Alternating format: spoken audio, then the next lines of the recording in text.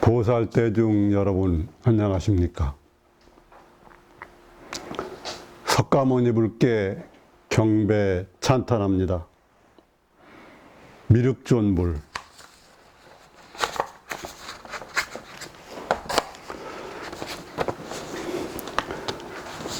본각선교원 깨달음세계 제18회 주제는 화살로 자기 마음을 쏜 사냥꾼입니다.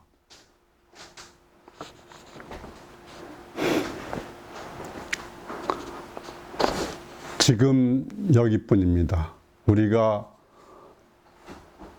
세상살이 하면은 행주자와 어묵동정 또는 견문각지라고 그렇게 얘기하는데, 우리가 생각이나 말이나 이름 붙이기나 모양을 취하지 않고 끌려다니지만 않는다면 그대로 각이고 깨달음이고 부처입니다. 언제 어디나 보편타당하게 있는 것이 부처입니다. 그러니까 이 우주는 모든 게 부처라고 말할 수 있습니다. 다만 명상, 이름이나 모양을 취하지 않아야 됩니다. 그래서 불치명상 여여부동이라고 그렇게 얘기를 했죠. 그것을 이상멸상 정멸이라고도 합니다. 이상, 상 모양을 떠나면은 그 상이 멸해서 정멸에 들어가니까 그것이 정멸이고 열반이고 부처다, 그렇게 얘기합니다.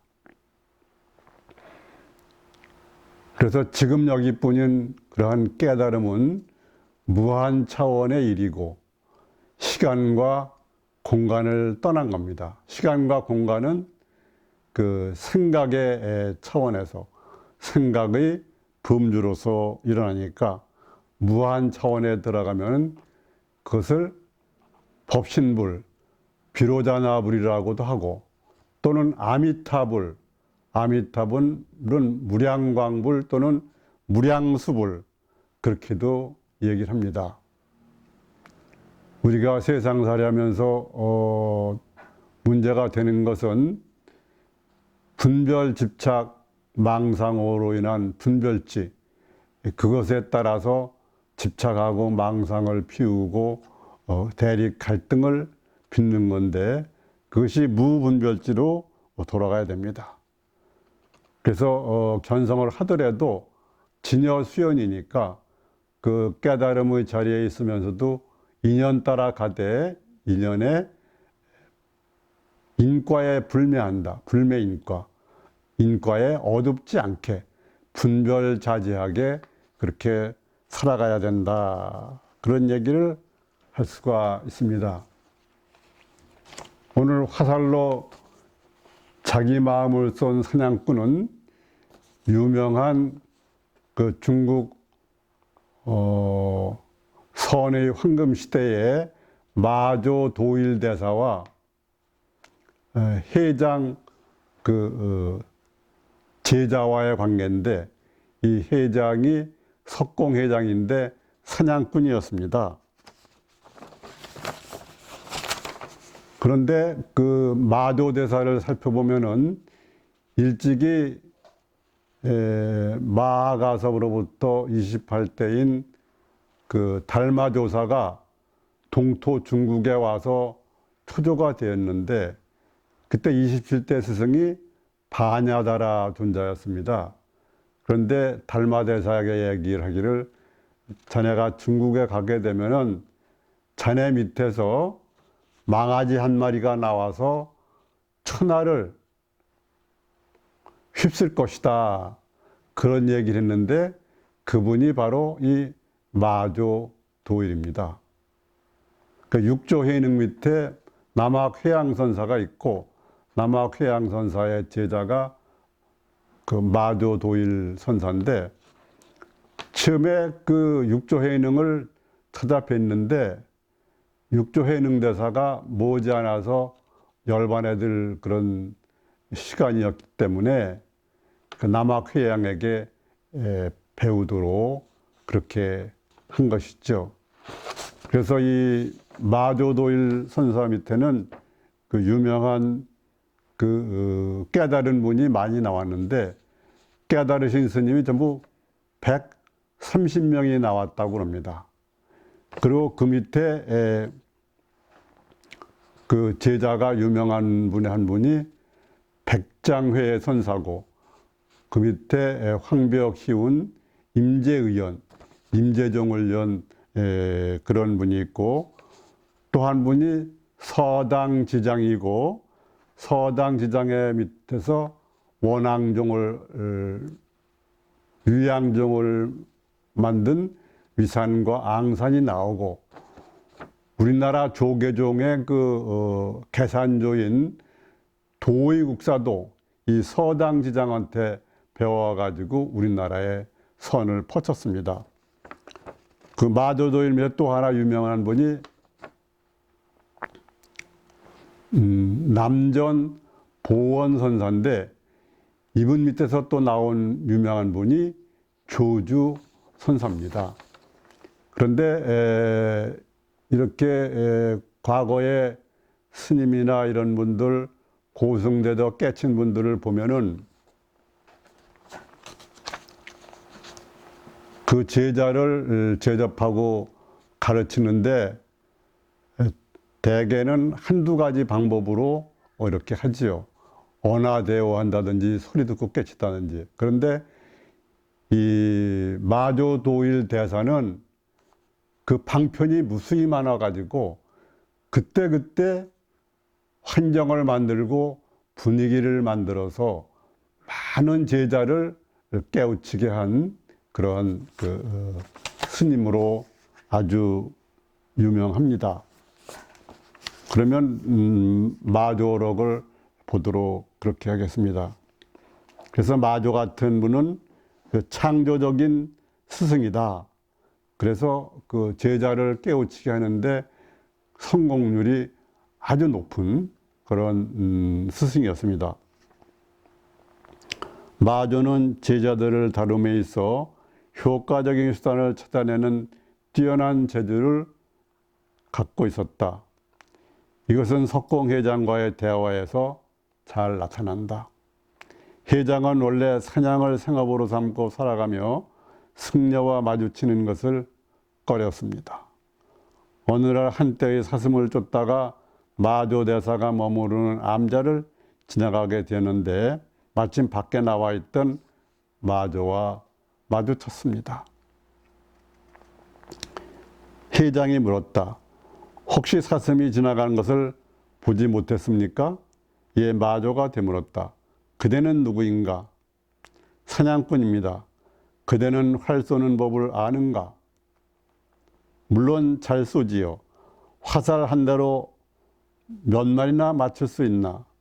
화살 한 대로는 한 마리밖에 못 맞추지요. 신통치 않군. 스님은 잘 쏘십니까? 잘 쏘지. 화살 하나로 몇 마리나 잡으십니까? 한 번에 떼거리 전부를 잡는다네. 이도저도 다 생명이 있는 것들인데 그렇게 마구 잡아도 되겠습니까? 그렇게 잘 알면서 왜 그대 자신을 쏘지는 않는가? 저 자신을 잡으려 해도 어떻게 손을 쓸 수가 없습니다. 이에 마조가 말했다. 그대는 영겁도망 무명번뇌를 쌓아왔다. 그러나 오늘 그 끝없는 과정은 돌연 멈추었다. 회장은 그 자리에서 화살을 꺾고 팽개쳤다. 그리고 출가하여 마조의 제자가 되었다. 그리고 세월이 얼마쯤 지난 후에 그 회장이 부엌에서 일하고 있는데 마저가 물었다. 무엇을 하고 있는가? 회장이 말했다. 소를 돌보고 있습니다. 어떻게 돌보는가? 풀밭에 들어갔다면 즉시 고삐를 바짝 잡아당깁니다. 마저가 말했다. 자네는 소를 돌볼 줄 아는군. 이렇게 그 깨달음을 인가한 이런 것입니다. 여기 체험해 보면은 이 해장선사는 사슴 사냥할 생각밖에 없습니다. 그래서 사슴이 지나가는 걸 보지 못했습니까? 그러니까 마조가 되물었죠. 상황이나 분위기를 확 바꾸는 거죠. 자기 뜻대로. 그 사슴과는 관계없이 그대는 누구인가 이렇게 묻는 겁니다. 그러니까 사냥꾼입니다. 그렇게 말하죠. 그대는 활 쏘는 법을 아는가? 물론 자기는 잘 쏜다고 생각했지. 화살 한 대로 몇 마리를 맞출 수 있나? 이렇게 되면은 이제 이 사냥꾼이 자기가 상황을 마음대로 해서 말할 수 없는 상황이 돼가기 시작하는 겁니다. 화살 한 대로는 한 마리밖에 못 맞추지요. 신통치 않군. 화살 한 대로 한 마리만 잡으면 완전히 백발백중인데 신통치 않다고 그러니까 이제 생각이 막 돌아가기 시작하는 거죠. 스님은 잘 쏘십니까? 잘 쏘지. 화살 하나로 몇 마리나 잡으십니까? 한 번에 떼거리 전부를 잡는다네. 그래가지고 그 말로써 이 사람의 그 사냥꾼으로서 가지고 있던 상황을 완전히 반전시켜서 결국 이 사람이 이도저도 생명이 있는 것들인데 그렇게 마구 잡아도 되겠습니까? 가지고 이제 본격적인 자기의 생명, 사슴의 생명 이런 쪽으로 확 바뀌어서 자기 마음에 틈이 보이게 되는 거지요.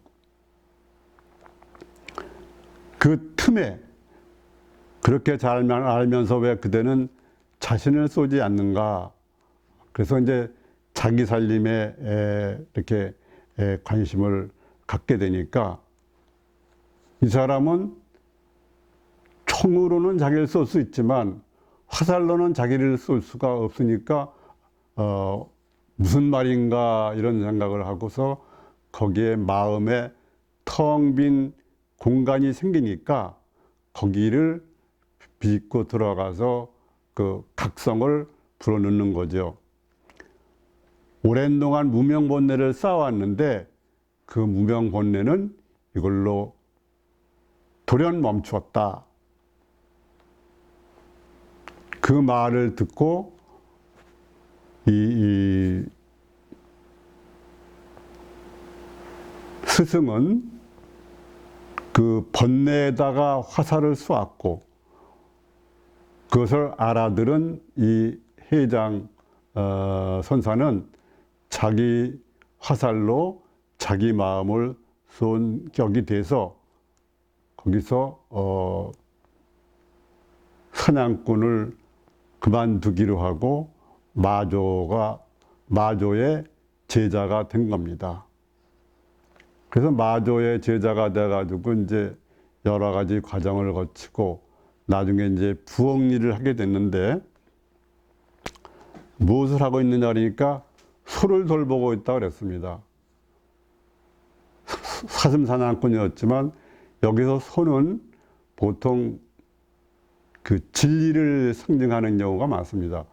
인도에는 특히 흰소가 부처님을 상징하기도 하는데 어떻게 돌보는가? 풀밭에 들어갔다 하면 즉시 고삐를 바짝 잡아당깁니다.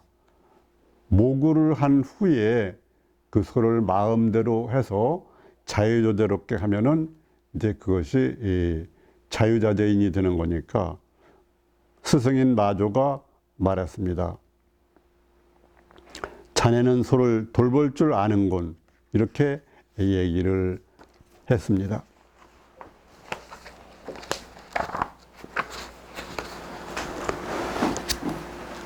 그리고 소에 관해서 말씀드릴 분이 한 분 계신데, 그분이 누구냐면 근세 우리나라 선계의 선맥에 있어서 제1인자고 하는 경허 성우 스님이 있습니다.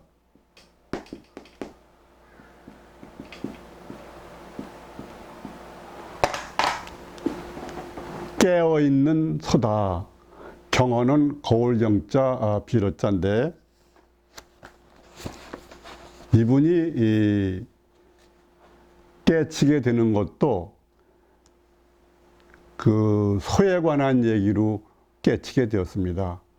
이분은 조선조의 선조 때 그 서산대사 이후로 그 이조의 불교 말살 정책으로 많이 퇴색하고 그랬는데, 우리나라 근대의 그 선맥을 이어서 혜성처럼 그 뛰어난 분인데, 머리도 좋고 경도 많이 읽고 수행도 많이 한 분인데 아직 깨치지 못하고 있었습니다.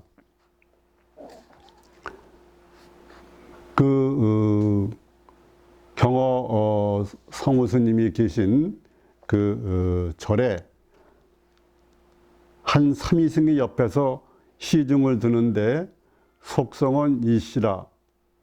그의 부친이 좌선을 여러 해 동안 하여 스스로 깨달은 것이 있어서 사람들이 다 이처사라고 불렀습니다. 그러니까 그 처사라고 존중해서 부르는 거죠.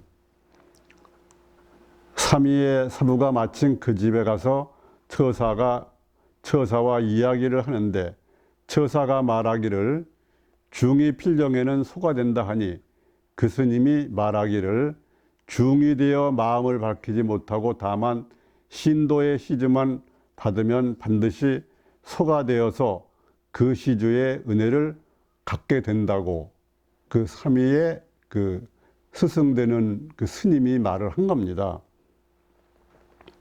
그러니까 그 깨달음 얻은 처사가 꾸짖어 이르기를 소위 사문의 대답이 이렇게 도리에 맞지 않습니까? 하고 스님을 나무란 겁니다. 그 스님이 이르기를 나는 선지를 잘 알지 못하여서 그러하오니 어떻게 대답해야 옳습니까? 하니까 그 이처사가 이르기를 어찌 소가 되어도 콧구멍 뚫을 곳이 없다고 이르지 않는고, 이렇게 가르쳐 줬습니다. 그렇게 질문을 한 거지요. 그런데 그 스님이 그 말 듣고 깨닫질 못해가지고 절로 돌아와서 삼위에게 이르기를 너의 아버지가 이러이러한 얘기를 하던데 나는 무슨 뜻인지 모르겠다. 그러니까 그 삼위가 이르기를 저 방에 그 경어성우 그 화상이 계시니까 저분은 선 공부를 많이 하셨으니까 가서 한번 그 물으십시오 하는 겁니다. 그래가지고 그 스님이 흔히 예배를 마치고 앉아서 이처사의 말을 전하는데, 소가 콧구멍이 없다는 말에 이르러 화상의 안목이 정이 움직여 옛 부처가 나기 전 소식이 화련히 앞에 나타나고 대지가 꺼지고 만물과 나를 함께 잊으니 곧 옛사람의 크게 쉬고 쉬는 경지에 도달하였다. 백천가지 법문과 헤아릴 수 없는 묘한 이치가 당장에 얼음 녹듯 기와가 깨지는 듯하니 때는 고종 16년 기묘 동짓달 부름께였다. 이렇게 되어 있습니다. 그러니까 서로 태어났는데 콧구멍 뚫을 데가 없다. 그러니까 무비공, 그 코가 없다는 얘기를 들은 거지요. 그러니까 생각해 보면은 본래 태어날 때 소는 코를 가지고 태어나는데 인위적으로 콧뚜레를 뚫어가지고 그 부자유스럽게 하는데 이것은 콧구멍이 없다 그러니까 그 인위적인 생각 이전 자리를 나타낸 거지요. 그래서 여기서 이 경어성우 스님은 크게 깨치고 오도성을 읊었습니다. 그걸 보면은 홀문 인어 무비공 돈각 삼천 시야가 유월 연암산 하로 야인무사 태평가 이렇게 그 오도성을 읊었습니다. 그걸 우리말로 옮기면은 문득 콧구멍에 없다는 소리에 삼천대천 세계가 내 집임을 깨달았네. 타양에서 고향 찾아다니다가 이제 자기 고향의 고향집에 온 겁니다. 세상에 불편한 것도 없고 두려울 것도 없고 꺼릴 것도 없는 상태가 된 거지요. 6월 연암산 아랫길에 일 없는 들사람들이 태평가를 부르네. 이렇게 했습니다. 이것이 경어 성우선사의 그러한 오도성입니다. 그러니까 이 불교에서는 그 진리나 진여를 달에 비유해 가지고 손가락으로 달을 가리키기도 하고 또 진리를 소로 나타내 가지고 그 소를 찾게 하기도 합니다. 유명한 과감선사가 선의 시무도 그래 가지고 소를 찾는 그림을 10가지 그림으로 나타낸 것이 시부도라고 얘기했습니다. 이렇게 소를 찾아가는데 찾다 보니까 소 발자국이 있는 거예요. 그러니까 견적이 되죠. 그리고 그 발자국을 따라서 쭉 가다 보니까 소를 보게 되니까 견우가 되고 또 거기에 소를 보고 가서 소를 보니까 이제 이 콧뚜레나 이런 걸 잡아가지고 두구가 되고 그 다음에 그것을 여러 가지로 길들여서 자기가 뜻대로 할 수 있게 하는 모구, 이 목동이라는 목자지요. 소를 말을 길들이는 그런 모구가 되고 완전히 이제 길이 들면은 기우귀가 그 소를 타고 집으로 돌아옵니다. 집으로 돌아오면은 이제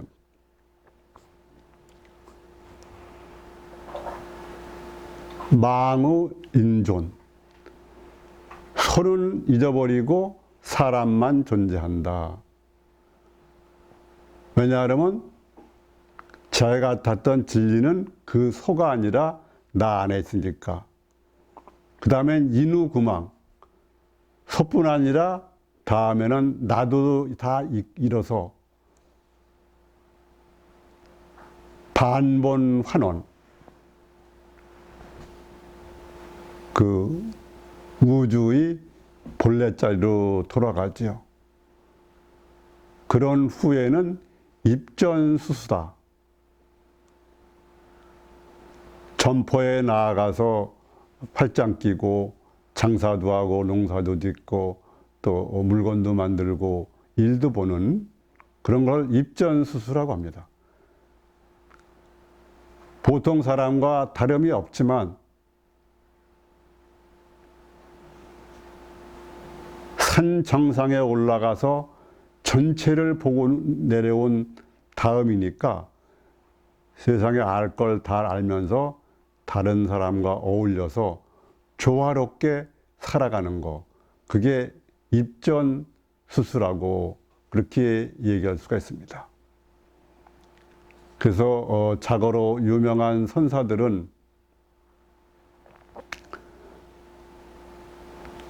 불법의 대의가 뭐냐, 또는 조사가 서쪽에서 온 뜻이 뭐냐, 그러면 조수 스님 같은 경우에는 뜰 앞에 잣나무다, 또는 탄치 생모다, 앞니빨에 털났다, 그렇게도 이야기하고, 운문 스님 같은 경우는 마른 똥막대기다, 그렇기도 하고, 또 해암 선사 같은 분은 부모미 생전 본래 면목 이먹고, 이런 화두도 주기도 하고, 또 동산 수상행, 동산이 무리로 간다, 하나 더하기 둘은 다섯이다, 이렇게도 얘기합니다. 그 대자연에 있는 그대로 나오는 것은 그대로가 그것이 각이고 깨달음이고, 거기에 생각이 붙거나 이름이 붙거나 모양에 집착하거나 이런 것이 붙어서 2차적인 작용이 들어가면 꿈입니다. 그래서 우리가 사는 이 세상은 어떻게 보면 꿈속에서 꿈 얘기를 하는 거고, 또 깨어 있으면 그것이 각이고 부처입니다. 그래서 몽각불이라고 그러죠. 꿈과 깨달음은 둘이 아니다. 그리고 각몽교몽, 꿈이라고 아래차고 깨어나라, 그것이 깨달음에 이르는 길이다. 우리는 본래 성불을 했으니까 밖으로 찾지 말고 그 마음을 회광본자에서 안에서 찾으면은 그것이 바로 내가 가고자 하는 그 자리다. 생각의 근원자리이고 본래 부처의 자리다. 이렇게 말씀드릴 수 있습니다. 모든 존재가 행복하기를 기원합니다. 모두 직지인심 견성성불하십시오.